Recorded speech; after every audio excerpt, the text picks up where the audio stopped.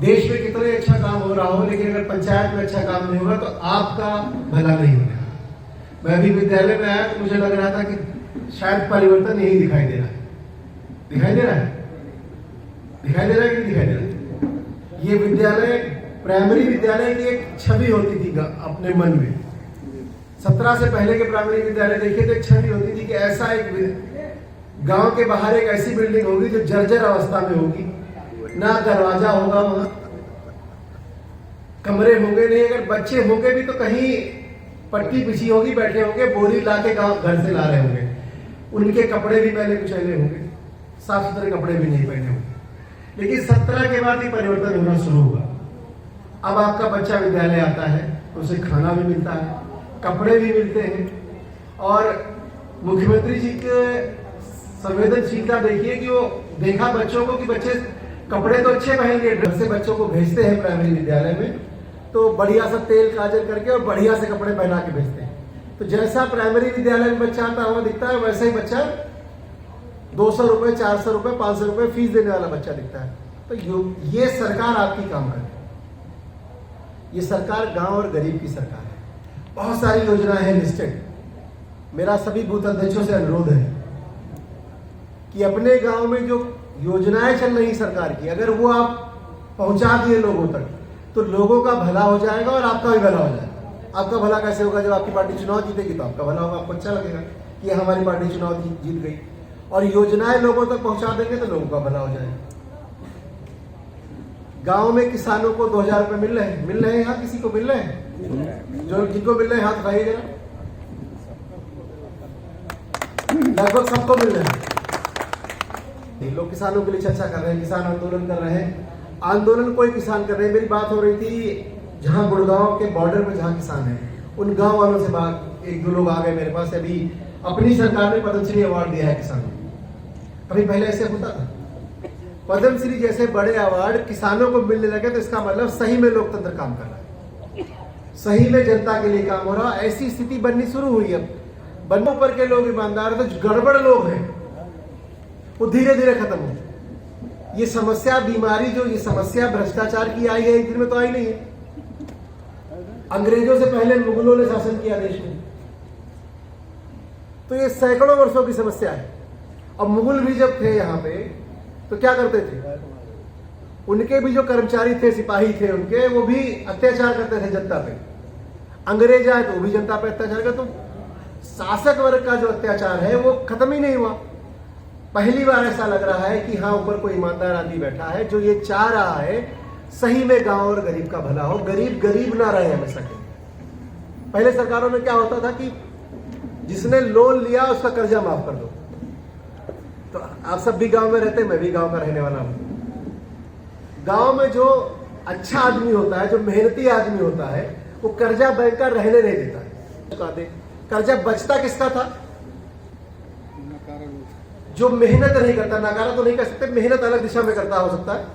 मेहनत नहीं करता तो ये पैसा लेके दारू पी जाता। फिर सरकार आती थी, उसका कर्जा माफ कर देती। तो क्या होता था? जो काम, जो गलत लोग गलत काम करते थे उनको बढ़ावा मिलता था कि अरे चल ठीक है, कर्जा लिए रहो, जब चुनाव आएगा तो कोई सरकार आएगी तो कर्जा माफी करते। लेकिन वो बेचारा मेहनती आदमी जो पूरी मेहनत करता है, जिसको ये डर लगता है, जिसकी समाज में इज्जत होती है, जिसको ये डर लगता है कहीं कर्जा वसूलने कोई बैंक वाला या लेखपाल आपके दरवाजे ना आ जाए, वो कर्जा बेचारा जरूर अदा कर देता था। उस परिस्थिति में अच्छा आदमी पीछे, खराब आदमी आगे हो जाता था। अब मोदी जी ने क्या किया? मोदी ने कहा सारे किसानों को 2000 रुपए दे दो। जितना मैं खेती किसानी के बारे में जानता हूं, अगर 4-5 बीघे खेत है तो जब खेत की बुआई होती है तो बुआई और खाद के लिए 2000 रुपए मतलब भर का होता है। आपको साहूकार के पास लोन लेने नहीं जाना, पैसा लेने नहीं जाना, क्योंकि साहूकार ने लोन दिया तो उसका लोन ही अदा करते रह जाओगे। तो वो तो सुधार किया मोदी जी ने। अब क्या किया कि मंडी है, कहा कि किसान कानून आया तो मंडी खोल दी। अब उसका भी लोग विरोध कर रहे हैं। जिनको खाली विरोध करना है वही लोग विरोध कर रहे हैं। आपको अगर अपना सौदा बेचने के लिए 4 दुकानें मिल जाए तो क्या होगा? आपके गांव में एक दुकान है, एक ही दुकान है जहां कपड़ा मिलता है, तो जो मन चाहेगा वो बेचेगा। अगर 3 दुकानें खुल जाए तो क्या होगा, मोल भाव करोगे आप, इनके यहाँ जाओगे, कहोगे भैया 15, कहेंगे 50 रुपए मीटर है, तो आप कहोगे भैया 48 में देना हो तो दो। ऐसे ही गांव का किसान अगर धान और गेहूं बेचने जाए और वहां 4 मंडियां लगी हो तो क्या होगा। आप पहली मंडी पे गए, उससे कहा, उसने कहा कि हम 18 रुपए किलो गेहूं लेंगे, उसने कहा नहीं भैया हम तो 19 में देंगे, तो दूसरी जगह जा सकते हो ना। पहले तो कोई ऑप्शन ही नहीं था, गए जो मंडी में हुआ वो बेचना पड़ा आपको। तो इस तरह से ये सरकार सारे सुधार के काम कर रही है। करना, अगर भारतीय जनता पार्टी कार्यकर्ता यहाँ बैठे हैं, करना आपको ये है कि सुधार के कामों को आपको लोगों को बताना है। मैं ये नहीं कहता कि सारी समस्याएं बिल्कुल खत्म हो गई, हिंदुस्तान में आज रामराज्य आ गया, ऐसा तो नहीं हुआ। एक दिन में रामराज्य खत्म नहीं हुआ है तो एक दिन में रामराज्य आएगा भी नहीं। भाई इसी सरकार में मंदिर बनना है, मंदिर इसी सरकार में बनना है, इससे पहले तो किसी ने बनाया नहीं। लोग कहेंगे कोर्ट के ऑर्डर से बनना है, हाँ कोर्ट के ऑर्डर से ही बनना है, लेकिन कोर्ट का ऑर्डर पहले क्यों नहीं हो गए? जो समस्या 500 सालों की है हुआ तो आपकी सरकार में। 370 हट गई, कब हटी? कब हटी? सरकार में जब मोदी जी आए तब हटी। सड़कें जितनी गति से बन रही है पहले ही बन सकती। टैक्स तो आप पहले देते थे, जो लोग बीड़ी पीते हैं बीड़ी पे भी टैक्स जाता है, जो मसाला की पुड़िया खाते हैं मसाला की पुड़िया पे भी टैक्स जाता है। तो टैक्स तो पहले भी दे रहे थे, टैक्स आज भी दे रहे हैं। आज आप लखनऊ से चलते हैं तो गोंडा 1.5 घंटे में क्यों आ जाते हैं? पहले लखनऊ से चलते थे तो गोंडा आने में कितना घंटा लगता था? 4 घंटा लगता था। तो परिवर्तन कौन लाया? 4 घंटे के बाद में शरीर के मलिशों करावे पड़ता है, ज्यादा चलता। ये परिवर्तन कौन लेके आया? ये परिवर्तन भारतीय जनता पार्टी की सरकार है। आपके गांव में घर बने होंगे, बहुत सारे लोगों को बने कि नहीं बने? कोई लाभार्थी है जिसको गांव में घर मिला हो? प्रधानमंत्री आवास वाला बहुत से लोग हाथ उठाइए, कितने लोगों को मिला है? प्रधानमंत्री आवास मिला। पहले वो जमाना याद करो जब इंदिरा आवास मिलता था, तो इंदिरा आवास गांव में कंडे रखने के काम आता था, रहने का काम तो नहीं आता। 12,000 15,000 रुपए मिलते थे, उसमें आधा पैसा कौन खाता था? सेक्रेटरी वीडियो मिलके सब खा जाते थे। उनके प्रधानमंत्री खुद ही कहते थे कि हम 10 रुपए 1 रुपए भेजते हैं तो 10 पैसा गांव पहुंचता है। अब हमारे प्रधानमंत्री क्या करते हैं? एक बटन दबाते हैं, 2,000 रुपए सीधे आपके खाते में। या अगर कहीं बेईमानी होती भी है, हम ये नहीं कहते कि गांव के प्रधान बेईमान होते हैं, लेकिन अगर कहीं बेईमानी होती भी है तो वो दिखाई पड़ती है। पैसा कहाँ आएगा? आपके खाते में आएगा। अगर आप किसी को दोगे तो बता के दोगे भैया कि हाँ पैसा दे रहे हैं तुमको, यानी कि क्या हुआ? सिस्टम को साफ करने की कोशिश कर। थोड़ी देर बाद आपको मन में आपको लगता है पैसा दे देते हो आप, मतलब पहले तय हो गया। कोई होशियार आदमी गांव से गया, वो लिस्ट दिखाया वीडियो के, जिसका जिसका नाम लाभार्थी की सूची में है उससे पैसे वसूल लिए उसने, बोले तुमको तुम्हारा करवा देंगे। करवा कोई नहीं सकता। ये सरकार इतनी ट्रांसपेरेंसी के साथ काम करती है कि हाँ कोई कुछ करवा नहीं सकता। ऐसे एक जनगणना हुई थी 2010 में, आर्थिक गणना। उस आर्थिक गणना में जो लोग गरीब थे उनके सबके आवास पहली सूची में आ गए, उनके सबके आयुष्मान कार्ड बन गए, उनके सबके शौचालय आ गए। तो सबकी स्थितियां उस गणना के हिसाब से चल रही। जो होशियार आदमी देख आया, बोला कि भाई साहब का नाम तो है उसमें, आपके पास है, बोले आपका काम करवा देंगे, आपका घर बनवा देंगे, आपसे 12,000 रुपए ले गया। आप भी इंतजार नहीं करते क्योंकि आपके मन में आदत नहीं रही कभी कि कभी कोई चीज फ्री में मिल सकती है। यह सरकार आपकी है, जो काम सरकार करती है वो आपके लिए ही करती है, दूसरे लिए तो करती नहीं। किसके लिए करती है? आप सरकार बनाते हो तो क्या होता है? आप ही अपने प्रतिनिधि चुन के वहां भेजते हो, जो आपके पैसे को आप तक कैसे सही से उपयोग किया जाए, और ये सरकार सही से उपयोग कर रही है, आपको दिखाई दे रहा होगा। हमको ये कहने की जरूरत नहीं है, जहां आप चले जाएंगे आपको विजिबल डिफरेंस दिखाई देगा। भाई बिजली आती थी पहले यहाँ, बहुत कम। अब कितनी आती है? अब 18 घंटा रहा।